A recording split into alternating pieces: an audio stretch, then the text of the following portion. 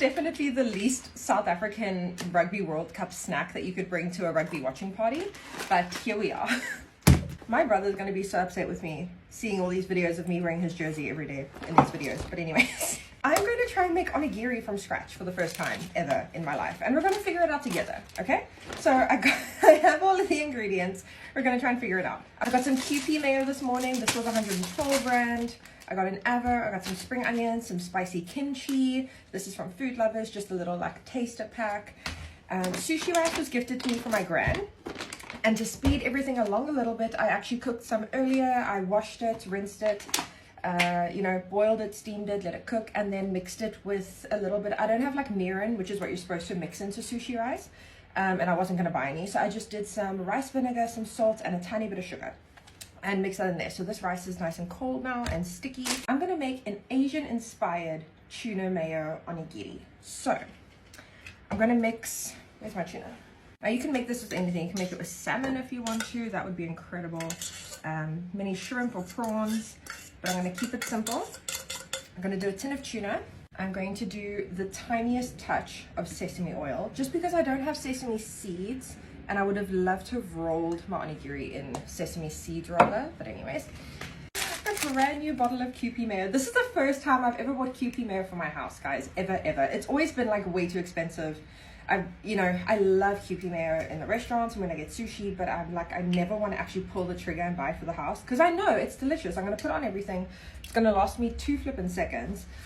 No, I can make cute little things with it. Okay, so I'm going to add, I'm so excited. I'm going to add some QP mayo to the tuna. That was a lot. See, that was like 20 rands worth of QP mayo. That squeeze, too much. And then I'm going to add some pepper, some salt,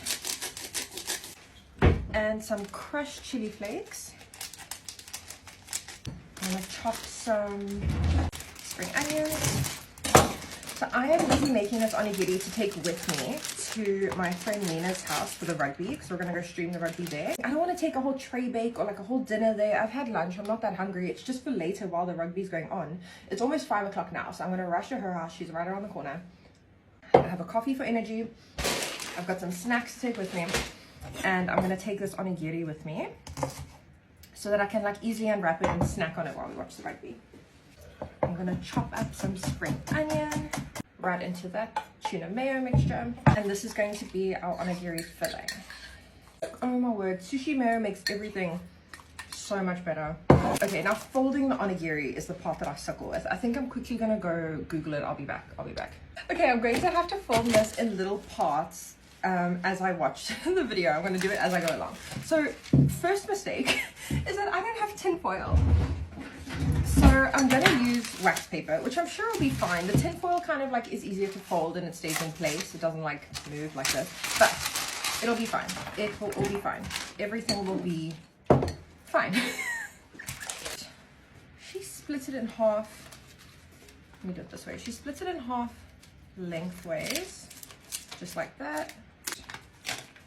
Cool. Break that in half like that. And then you put this, I don't know which side is, there's like a rough side and a smooth side. I'm learning. I guess I'll see after I do this. You put this in here and folded this over to cover it. And then basically you just do that.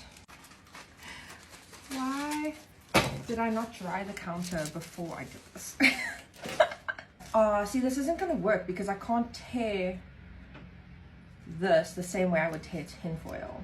I just realized I actually don't think this is going to work without the tin foil, because you put it, the next step you do is you put a piece of like masking tape on the back of this, and then when you open it, it tears the tin foil open, and I do not think that this baking paper is going to tear open because it's pretty strong wax paper. I'll see, I'll try, but I don't think it's going to do. It's not. You know what, it's fine. We're gonna see if I can do it anyways, and then I'll buy tin foil and I'll try it again. And I can just fold up a bunch of them. It's fine. It'll be fine. Okay, I'm just gonna take some of my sushi rice with my wet hands and just press some of it down onto a piece of cling wrap. It doesn't really matter what shape it's in, we're gonna fold it up anyways. It's just, you need it flat so you can put the filling inside. The filling, and pop that right inside. Not too much because it makes things difficult. I actually have some avo that I want to pop inside as well. I think I'm going to have to chop the avo. Okay. I'm going to add a little bit more pepper. So then we're going to shape the onigiri by folding up all the corners first and just closing off the ball. You basically want to get a ball shape first. Make sure the filling is sealed inside. So now you've got like a cute little ball. And now we're going to try and make the triangle shape from here. So all you want to do is make a little triangle basically. Okay, then what she did next, you take this, flip it over, unwrap the onigiri. These you can pre-make and then put them in your fridge to like set into shape. Put the onigiri at the one end, fold this over, and then she folded over the edges. And then you just wrap this all up with cling film, right? So when it's time to eat, you tear this off. Okay, and then hypothetically, we're gonna help it along. The tin foil will tear all the way around. Listen, this is what happens when you're testing out recipes and things you've never done before. We live and we learn. Pull the paper out. Ah, it's working. Okay, so if this was tin foil, it would work. And then you pull this paper out while holding like the seaweed in place. Okay, it's not the prettiest, but she's something. She is something, that's for sure. Okay, so it's definitely not the prettiest one I've ever seen in my entire life, but it is the first one I've ever made. And I think my nori sheets are a bit small, so I'm gonna have to make the rice and everything a lot smaller. But let's just take a bite of it and see what we're dealing with. Can just put a tiny bit of this kimchi, the spicy kimchi on there. Try it with the kimchi. Wow. Okay, so we're gonna try folding it up quickly without all the theatrics.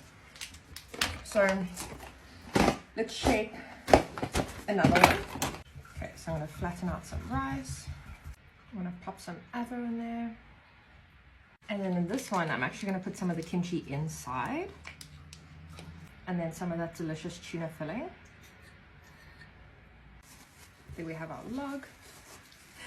And I'm gonna just place him right there. Oh, he's so cute. And then we're just gonna roll him up. There I've got a cute little burrito onigiri. So I'm gonna make a bunch of these and then rock up to my friend's house with all these adorable little onigiri rolls. Some chopsticks. And then I'm ready to go.